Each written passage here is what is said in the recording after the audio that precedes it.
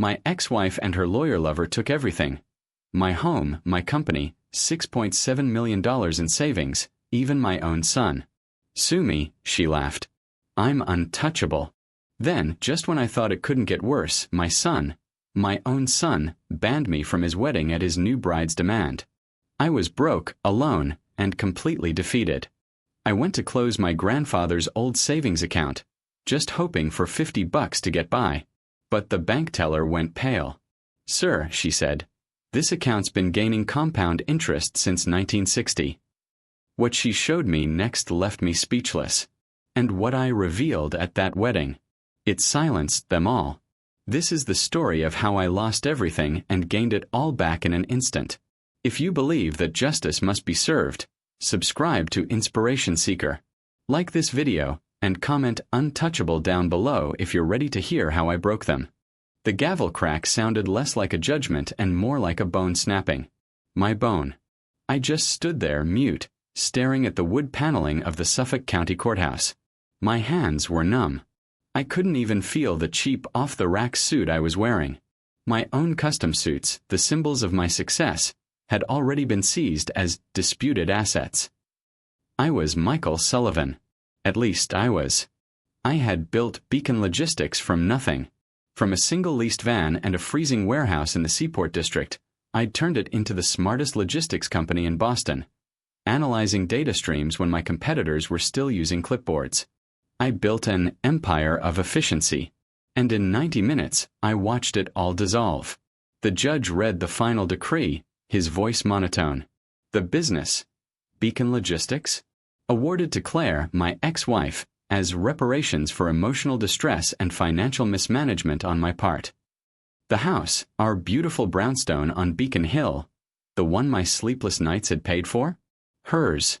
The $6.7 million in our joint investment accounts, it had vanished into an offshore account that Grant, my lawyer, had discovered. An account he claimed I'd set up to hide assets from the marriage. And Grant Adler, he wasn't just a lawyer. He was my lawyer. The man I'd trusted with my company's innermost secrets for a decade. And he stood there just 3 feet from Claire, his hand resting on the small of her back. They had planned this. Every document, every motion, every fabricated report. They had bled my company dry from the inside for months, cooking the books to make it look like I was the volatile one, the one driving us into ruin. But the final cut, the one that took the air from my lungs, was Kyle, my son. The court, citing the evidence Grant provided of my instability, awarded Claire full and sole custody.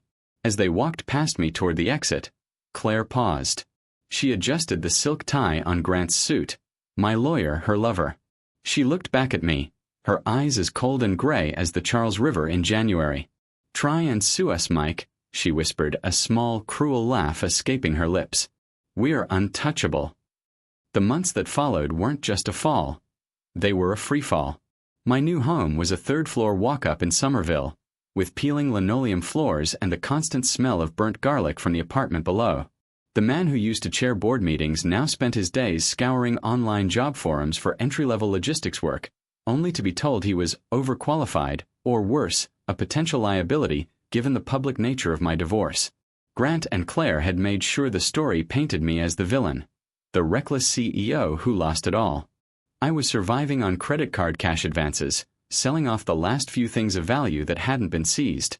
My father's watch, my old college laptop. The loneliness was a physical weight. But the silence from Kyle was the worst part. My calls went to voicemail. My texts were left unread. Then, one rainy Tuesday, an envelope slipped under my door. It was thick, cream-colored, and embossed. My fingers trembled as I opened it. Jessa Hayes and Kyle Sullivan request the pleasure of your company. The Fairmont Copley Plaza. The Grand Ballroom. A tiny, stupid spark of hope flickered inside me. Maybe this was it. Maybe this was the olive branch. Maybe my son, on the cusp of his own marriage, wanted his father there. I dialed his number, my heart pounding against my ribs. He picked up on the 4th ring. Hello. His voice was hesitant, unfamiliar. Kyle. It's Dad. I just got the invitation. It's beautiful. Congratulations. There was a long pause. I heard muffled whispering in the background, a sharp, female voice. Jessa. Yeah, thanks, Kyle said finally, his tone suddenly flat, cold. Look, Dad, about that. I'm glad you called. Kyle, I'd be honored to. Actually, he cut me off. It's better if you don't come. The floor seemed to drop out from under me. What? What are you talking about? Jessa and her family. And Mom. They just think it would be awkward. You know, given everything. It would put a shadow on the day. A shadow. I gripped the phone. Kyle, I'm your father. Please don't make this difficult, he said, his voice pleading weak. We're banning you. It's for the best. For everyone. The line clicked dead. I stood there in the silence of my tiny kitchen, the invitation still in my hand. He hadn't just disinvited me. He'd used the word banned. Like I was a criminal. Like I was a threat. Claire hadn't just taken my money and my company. She had poisoned my son against me, completely and finally. That was the moment I truly hit bottom. For 2 days, I didn't move. The phone call with Kyle had broken something I didn't know I had left. The invitation lay on my counter, a cruel joke. I was done. Defeated. The fight was gone. I was just empty. But the world doesn't stop for your grief. My landlord, a man who couldn't care less about my courtroom dramas, had posted a 3-day notice on my door. I was behind on rent. I was pulling my last few boxes out of the closet, trying to find anything left to sell, when my hand hit something hard in the back corner. It was a small, dented tin box. It smelled like old paper and pipe tobacco. It had been my grandfather's Arthur Sullivan. Arthur was the first Sullivan to set foot in Boston, arriving from Cork with nothing. He spent his entire life as a custodian at MIT, sweeping floors and emptying trash cans for men who would never learn his name. He was a man who saved every penny, a man who saw waste as a cardinal sin. I opened the lid. Inside, beneath a yellowed baptismal certificate and a single, tarnished cufflink, was a bank book. It was thin, the cover a faded blue. Commonwealth Savings and Loan. The name of a bank that hadn't existed in 40 years. I opened it. The binding cracked. The pages were brittle, almost all of them empty, except for the very first line. Date: July 15th, 1960. Deposit: $50. I remembered a story my father told me. When I was born, my grandfather had taken $50, a huge sum for him then, probably a full week's pay, and put it away. This is for the boy, he'd told my father. For a day when his back is truly against the wall. A day so hard he can't see a way out. I stared at that number. $50. I did the math in my head. 60-odd years. Even with some basic interest, what could it be? A few $100? Maybe $500 if I was lucky. It was pathetic. A lifetime of saving, culminating in nothing. But right then, $500 was the difference between a roof over my head and a homeless shelter. It was gas in my rusted-out car. It was groceries. It was one last, desperate grasp at survival. I pocketed the book, my expectations rock bottom. I just needed to buy myself another week. The Bank of America branch on Cambridge Street was all glass, brushed steel, and blue LED tickers, a cold digital world. I felt like a fool walking in, clutching a 60-year-old water-stained bankbook. I felt like a beggar. I got in line and waited, my shoulders hunched, trying to look invisible. Finally, it was my turn. The teller was young, with a bright, practiced smile and a name tag that said, Kevin. Hi, how can I help you today? I slid the brittle blue book under the partition. Hi, Kevin. This is a long shot. I found this. It's from the Commonwealth Savings and Loan. I was told your bank acquired them decades ago. I'm just looking to close it out. I tried to sound casual, like I wasn't hanging my entire life on this. Kevin's smile faltered for a second as he picked it up, clearly never having seen anything like it. Commonwealth. Wow, okay. That's one of our legacy acquisitions. Let me see what I can find. He typed in the account number. The system beeped. He said, frowning. That account format isn't recognized. My stomach sank. Of course. It was nothing. A dead end. It's from 1960, I said, my voice barely a whisper. It's probably been purged. Hold on, Kevin said, his professional curiosity now engaged. Let me try searching the archived merger database. It's a different system. He clicked into a text-based, old-school terminal screen. He typed in Sullivan Arthur. He hit enter. And then, he just stopped. He didn't move. He just stared at the screen. His mouth opened slightly. I watched the color physically drain from his face, starting at his neck and rising right to his hairline. He looked scared. Kevin? I asked. He didn't look at me. He looked at the red hold button on his desk, his hand hovering over it. He was visibly trembling. Kevin, is there a problem? He swallowed hard. One moment, sir, he stammered. He slowly reached for his intercom. Ms. Bradley? Can you please come to window 4? Immediately. A moment later, an older woman in a severe black pantsuit, the branch manager, walked over with an annoyed look. What is it, Kevin? You know not to use the panic line for. Just look, Kevin whispered, pointing at his screen. Ms. Bradley sighed, annoyed at the interruption, and leaned over to read the monitor. Her professional mask was perfect. She read the first line. Nothing. She read the second.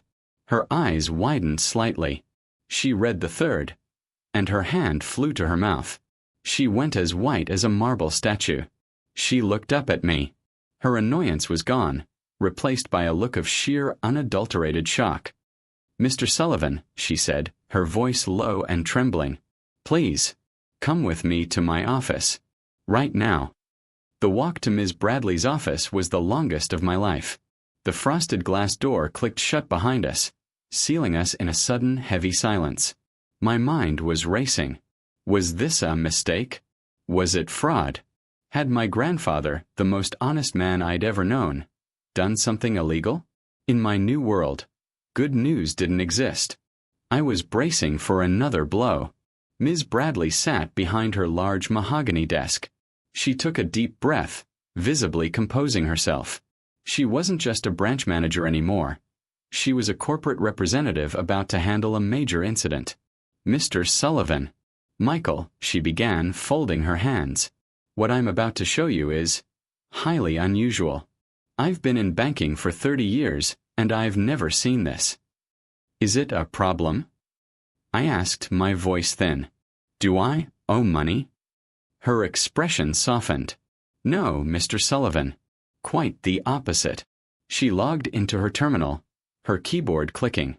Our records are complex. When we acquired Commonwealth Savings and Loan, we also absorbed their small trust division. It turns out your grandfather's account wasn't a standard savings account. Not just a savings account, anyway. It was a custodial brokerage account. A what? In 1960, your grandfather, Arthur, didn't just deposit $50. She pointed to the archaic-looking digital file. He used that $50 to purchase shares. He bought into a small experimental investment program Commonwealth was offering to its employees. He purchased 10 shares of a local Cambridge company, a company that had just gone public. It was called Polaroid. My breath caught. I knew my Boston history. Polaroid. But that's not all, she continued, her eyes glued to the numbers. He signed one crucial, forgotten piece of paper. He enrolled in an automatic dividend reinvestment plan. And then, no one ever touched it. For 65 years. She started scrolling. The account. It just grew. Through all the stock splits in the 70s and 80s, those 10 shares became hundreds, then thousands. But, and this is the incredible part, when Polaroid began to falter in the 90s, the custodial trust was legally obligated to protect the asset. The managers sold the position, which was already worth a fortune, and they diversified. She scrolled faster. They moved the funds into other local tech, early data processing firms, medical device companies based out of MIT, Biogen, EMC. It's a fully managed portfolio, Mr. Sullivan. A time capsule of Boston's greatest technological booms. She stopped scrolling. She looked at me, her face pale again. I don't know how else to say this. Just tell me, I whispered. What is it? A few thousand? 50,000? My mind couldn't even grasp that. She turned her monitor to face me. Mr. Sullivan, she said, her voice shaking. As of the market close yesterday, your grandfather's trust, seated with $50, has a current liquid value of $42,119,641.12. I didn't speak. I couldn't. My eyes just stared at the number. $42,119,641.12. The cents. The cents are what broke me. It was real. My vision tunneled. The room disappeared. All I could see was that number. I thought about the rent I couldn't pay. I thought about the $6.7 million Claire had stolen, a sum that now seemed small. I thought about my grandfather, Arthur Sullivan, a man who swept floors for a living, making one single brilliant bet on the future. He had left me a shield. No, he had left me a sword. I wasn't just not broke. I was more powerful than I had ever been. And I wasn't just wealthy. I was furious. The drive back to Somerville was automatic. I don't remember a single red light or turn. I walked into my peeling apartment, and the first thing I did was pick up the eviction notice from the floor. I looked at it, this flimsy piece of paper that had held the power of life and death over me just 3 hours ago. I almost laughed. The shock, the disbelief. It had evaporated in the bank, replaced by something else. A feeling I hadn't had in months. It was a cold, sharp, and perfectly clear focus. It felt like rage, but it was cleaner. It was purpose. I didn't cash out the $42 million. I didn't transfer it. That would be too noisy. Ms. Bradley, now my personal wealth manager, had made a single discreet call. The largest private bank in New York had just extended me a $10 million line of credit against the portfolio. It was silent, fast, and untraceable by any Boston firm. Grant and Claire were watching my old accounts, waiting for me to get desperate. They'd never see this coming. I didn't call a single lawyer in Boston. That city was Grant's territory. He and Claire were part of the local club. No, I needed sharks from a different ocean. I sat down at my rickety kitchen table, pulled out my old, dying laptop, and made 3 calls. The first was to the most expensive corporate forensic accounting firm in Manhattan. The second was to a legal team at a White Shoe New York firm, specialists in corporate fraud and asset recovery. The kind of lawyers who charge $2,500 an hour and find things the SEC misses. The third call was to a private investigations firm run by ex-federal prosecutors. I paid them all a staggering retainer, enough to fund a small army. Their new priority was me. I don't want to sue for my money back, I told the lead litigator, a man named Harris. That's not the goal. I want to know how Grant Adler and my ex-wife stole Beacon Logistics. I want to know about every shell company, every falsified document, every wire transfer. I want to know where they hid it. I paused, looking at the invitation to Kyle's wedding, which I had pinned to my cracked wall. He told me he was untouchable, I said. Your job is to find the lever. I want every tax return he's ever filed. I want every email he's ever sent from his firm. I want to know who he paid, who he bribed, and who he threatened. Find everything. There was a respectful silence on the other end. Mr. Sullivan, Harris finally said, his voice clipped and precise. For this price, we won't just find a lever. We'll find the blueprints to his entire world. I closed the laptop. I was still a broke man in a tiny apartment. But I was also the most dangerous man in Boston. They thought they had buried me. They didn't realize they had just given me all the quiet, all the time, and all the money I needed to dig their graves. It took Harris's team less than 3 weeks. They were a scalpel. They didn't just look at the divorce records. They ignored them. They treated Beacon Logistics as a hostile takeover target, and they treated Grant Adler as the hostile actor. The report came in a single password-protected PDF file. It was 80 pages long.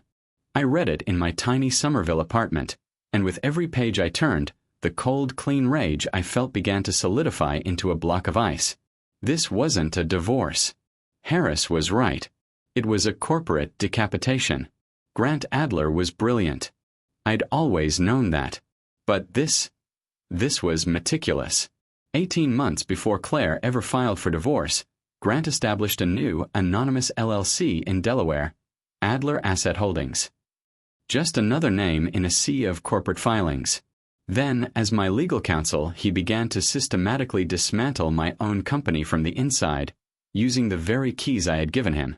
It was slow, patient, and invisible. He'd come to me and say, "Mike, our contract with the shipping union is up for renewal." He'd handle the negotiation. But the new contract he signed wasn't with Beacon Logistics. It was with Adler Asset Holdings. He did this with our software licenses, our warehouse leases, our biggest client accounts. He then had his own shell company subcontract the work back to my company, Beacon Logistics, for a fraction of the cost. On the books, Beacon was still busy, but our profit margins were evaporating. We were bleeding out, and I thought it was just market pressure. I thought I was failing. He was a vampire, draining the blood and leaving a hollow shell. By the time Claire filed, Beacon Logistics was nearly bankrupt on paper. He had successfully siphoned all its value, all its profits, into his own private entity. And Claire, she wasn't just a passive observer. She was a co-conspirator. The forensic accountants found her signature. She was the co-signer on the Adler Asset Holdings corporate accounts. The $6.7 million in savings that I lost wasn't our marital savings at all. It was the proceeds of their fraud, systematically liquidated from the shell company, parked in our joint account where Grant, as her lawyer, could legally argue it was community property. They hadn't just won the case. They had manufactured the entire reality of it. They'd built the stage and written the script. I got on a conference call with Harris. "Is it enough?" I asked. Harris let out a short, dry laugh.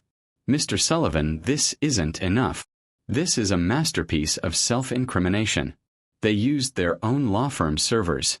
They used interstate wire transfers. They filed fraudulent tax documents. This isn't just a civil case to get your money back. This is federal. This is racketeering. This is wire fraud, mail fraud, and conspiracy. We're not just taking this to court. We're taking this to the U.S. Attorney's office." I sat there in the silence, the report glowing on my laptop screen. "Untouchable," Claire had said.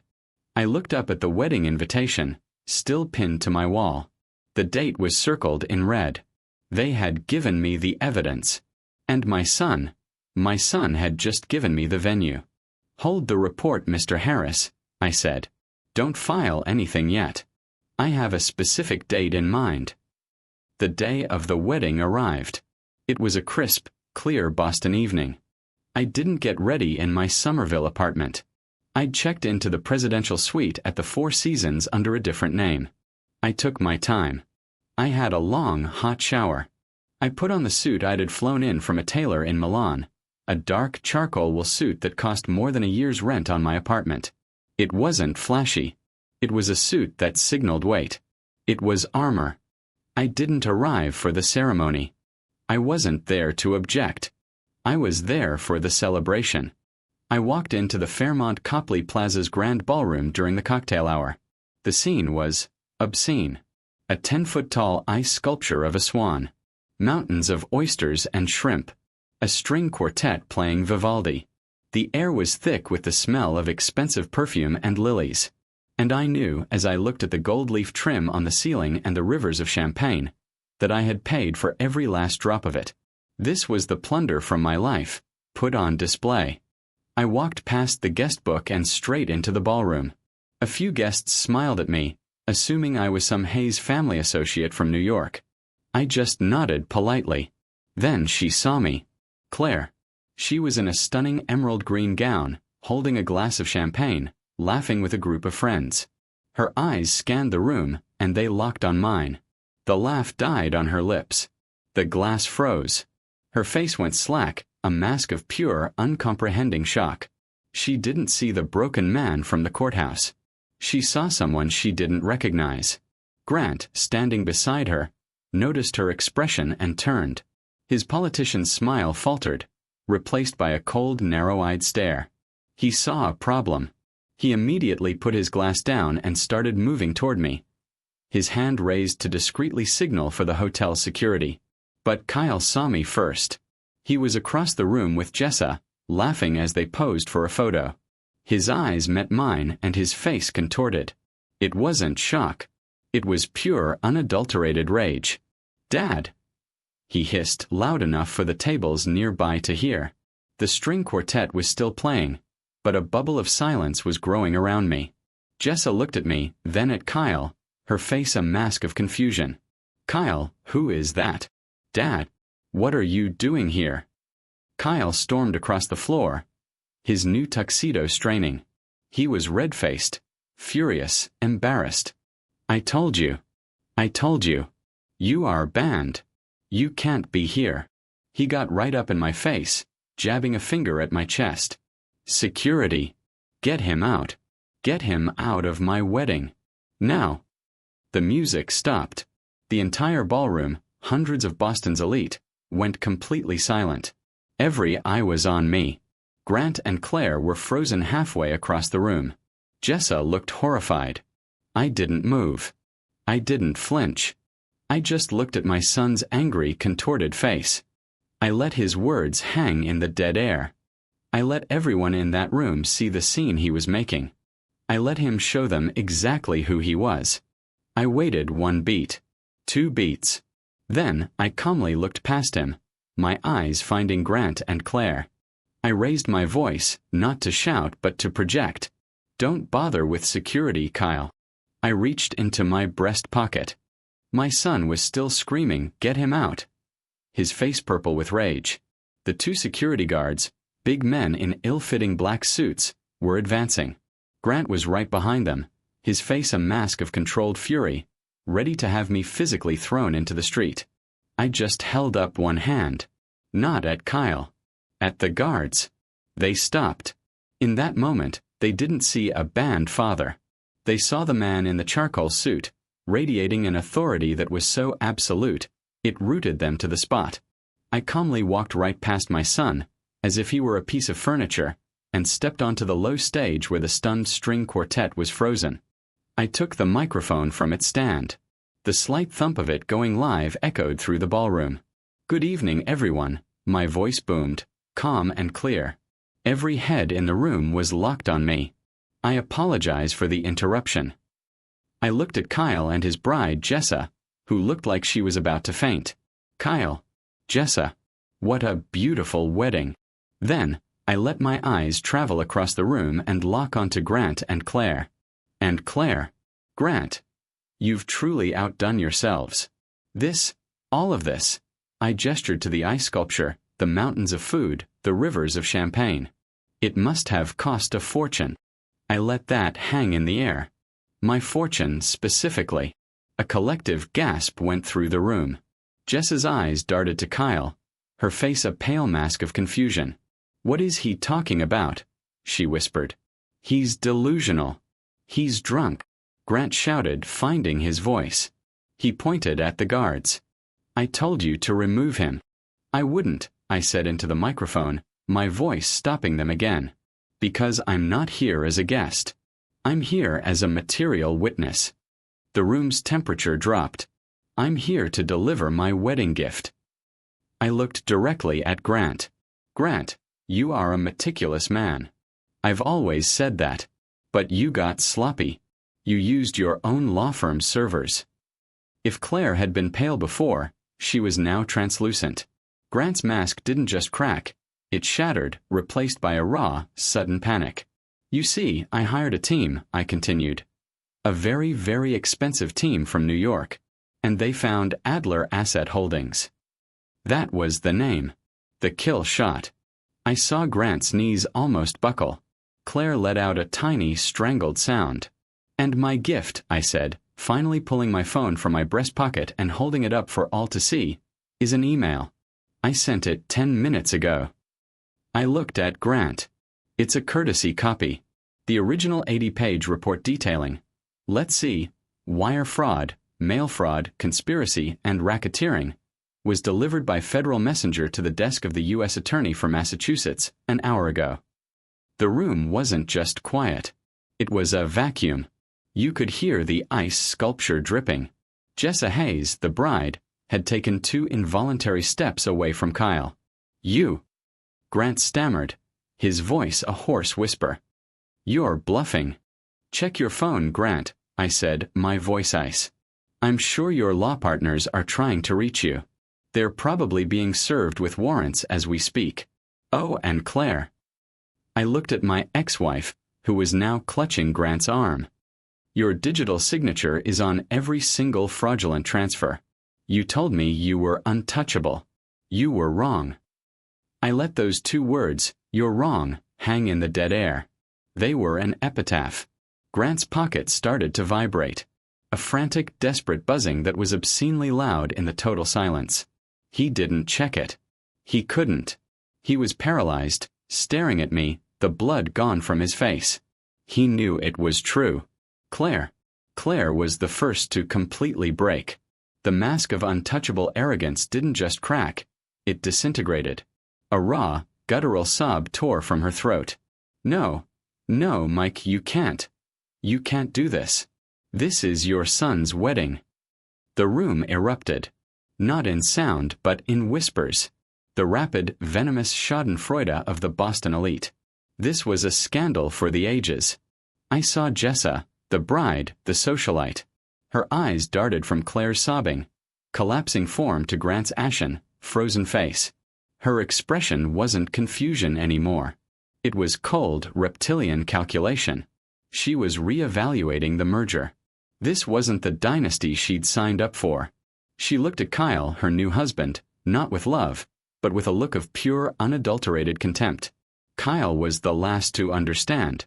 The rage had drained from his face, leaving only a hollow, pathetic confusion. "Dad, what does this mean? What did you do?" I looked at my son, the boy I had taught to ride a bike, the man who had banned me, who had chosen them. "It means," I said into the microphone, my voice dropping, "that the party is over." I looked at Grant. "You were right to be afraid of me, Grant. But you were worried about the wrong thing. You were so busy protecting the money you stole, you never bothered to wonder about the money I have." I turned to the stunned, silent crowd. "You're right, Kyle," I said, my voice echoing slightly. "I was banned. But I'm not here as a guest. I'm not even here as your father." I looked around the magnificent gold-leafed ballroom, this monument to their arrogance, this room bought with my life's work. "I'm here," I said, "as the new majority partner in the private equity firm that holds the master mortgage on this entire hotel. I own this room." That was the final blow. The silence was absolute. Jessa actually recoiled from Kyle. Grant was no longer a powerful lawyer. He was just a common criminal in a tuxedo. I gently placed the microphone back in its stand. The feedback whined for a second, the only sound in the tomb. I adjusted the cuffs of my suit. I didn't look at Kyle again. I turned my back on the wreckage, on the whispers, on the 2 uniformed police officers I saw entering the lobby, no doubt alerted by Harris's team. I walked out of the ballroom, through the marble lobby, and into the cool Boston night. I left them all behind in the tomb they had built for me. My grandfather, Arthur, hadn't just left me money. He had left me justice. And as I stepped into the waiting car, I allowed myself a single cold smile. It was time to build my new legacy.